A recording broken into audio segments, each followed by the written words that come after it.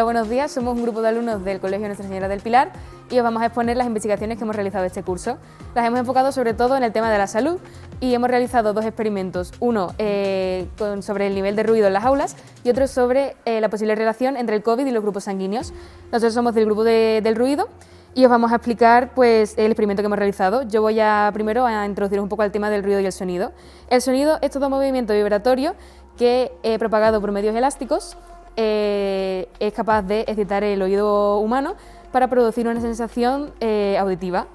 Pero el ruido no es lo mismo. El ruido se consideran todos los sonidos que son desagradables para el oído.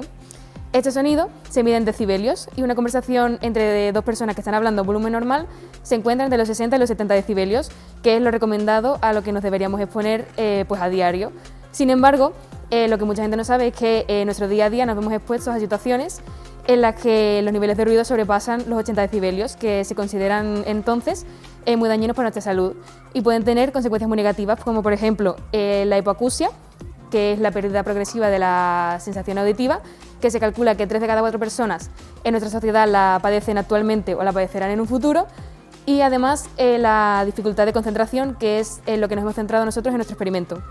Bueno, pues hemos realizado un estudio sobre el ruido en nuestro día a día en nuestro centro y para comenzar identificamos los lugares en los que nos excedemos de los niveles de ruido, que son con 86,2 decibelios las zonas cercanas al timbre y con 79,1 decibelios las clases en el polideportivo. Luego nos hemos centrado en el estudio en las aulas, ya que es donde más tiempo pasamos, y hemos medido si hay relación entre las clases más ruidosas con el número de suspensos de los alumnos en esas aulas. Hemos estado durante 4 semanas realizando mediciones a distintas horas en todas las clases de secundaria y hemos realizado estas mediciones con una aplicación móvil llamada Sonómetro y en la que hemos registrado los valores máximos, los promedios y la moda de los valores registrados. Para registrar los decibelios que hemos recogido con la aplicación Sonómetro, hemos utilizado un cuestionario en el que, aparte del número de decibelios, hemos recogido el lugar en el que hemos realizado la medición, la hora, la fuente, tanto si había trabajo en grupo, si estaban escuchando música, si había voces, altavoces, sonido por movimiento de muebles y algunas observaciones como si estaban realizando un examen o si había mayor o menor número de alumnos. Después de haber recogido los datos sobre el número de los suspensos, hemos buscado la correlación entre el número de suspensos y las clases con mayores niveles de decibelios de media. Aquí tenemos un póster que indica pues, situaciones o momentos en los que nos vemos expuestos a diario que sobrepasan los 80 decibelios y que por lo tanto deberíamos evitar o intentar reducir el nivel de ruido de esas situaciones. Ahora os vamos a dejar con nuestros compañeros que os van a explicar los resultados que hemos obtenido con nuestro estudio. Hola, yo soy Claudia, voy a explicar las conclusiones. Primeramente utilizamos la aplicación Excel para hacer una serie de cálculos utilizando los datos obtenidos de las mediciones, tanto la media, la moda y los valores máximos. Los valores máximos de ruido registrados los colocamos en un diagrama de cajas y bigotes, en el que pudimos observar que los valores máximos, la mayor parte de ellos, se situaban entre los 65,7 y los 68,7 decibelios, todos estos dentro del número de decibelios que se consideran sanos. Y además, como no había ninguna variación muy destacada, como por ejemplo 90 decibelios muy constantemente, nos llevó a pensar que este estudio no llevaría a resultados concluyentes. A continuación hicimos un estudio con diferentes datos. Lo primero fue valores promedio de la suma de estos. A continuación hicimos diferentes estudios con los datos que habíamos obtenido. El primero fue una gráfica con los valores promedio y la suma de suspensos por clase. ¿Qué pasa? Esta gráfica nos dio un coeficiente de correlación muy bajo, lo que ya nos llevaba a pensar que no tenían mucha correlación nuestros datos, pero aún así seguimos intentando. Usamos, por ejemplo, la moda de suspenso, la media de decibelios por clase y todo esto nos daban coeficientes de correlación muy bajos. ¿Qué quería decirnos esto? Que si no había más o igual a 0,8 no había ningún tipo de correlación. Entonces nuestra conclusión era falsa, porque había clases con muchos decibelios que no eran las que tenían más suspensos.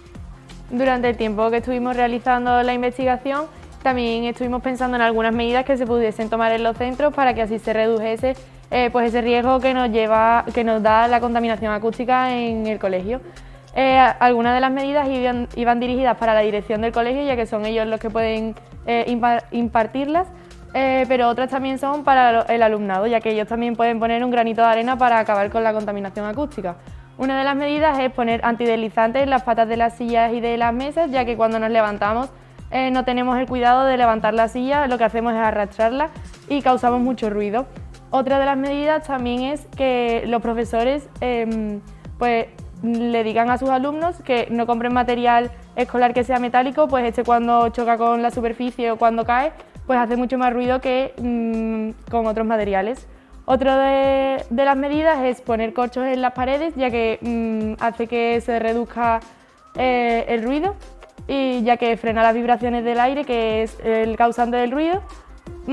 Y otras medidas que nos dimos cuenta que cuando estábamos tomando medidas del ruido en los pasillos de nuestro colegio, en concreto, había muy pocos altavoces para anunciar el final de las clases y el comienzo, pero estos altavoces tenían muy alto el volumen de ruido. Entonces, lo que nosotros proponemos a nuestro colegio es que pongan más altavoces a lo largo de los pasillos, pero que le reduzcan el volumen, y así las personas que pasen por el lado, los docentes o los alumnos, o las clases que estén cerca, pues no sufran tanto con ese volumen muy elevado. Otra de las medidas que hemos tomado ha sido que hay aplicaciones hoy en día que se pueden descargar en el ordenador o en el teléfono, que lo que hacen es medir el ruido, y en un principio pensamos en poner directamente en las pantallas digitales, proyectar el número de decibelios, y mediante carteles que las personas pudiesen ser conscientes de que 80 decibelios no se pueden alcanzar, ya que son dañinos. Pero al final dimos a la conclusión de que las personas a lo mejor no se van a tomar tanta molestia en fijarse. Entonces pensamos en una aplicación que lo que hace es proyectar en la pantalla digital un semáforo que cuando está en rojo es un volumen excesivo y que hay que reducirlo poco a poco porque es dañino para la salud. Cuando está en ámbar hay que tener cuidado y no se puede seguir aumentando ese volumen, y cuando está en verde es que hay un nivel de ruido excelente en la clase y que no va a perjudicar a la concentración del alumnado. Y por último, como ya he dicho, pues también carteles que se pongan en las clases y en los pasillos, que con esos carteles lo que queremos concienciar es al alumnado o a los docentes también que no hace falta hacer ruido dentro de los pasillos, que nos podemos esperar un poco más hasta llegar al exterior, ya que ese ruido no es tan dañino y así no perjudicamos la salud auditiva del que tenemos al lado. Bueno, hasta aquí ha llegado nuestra experiencia, esperamos que os haya gustado. Muchas gracias.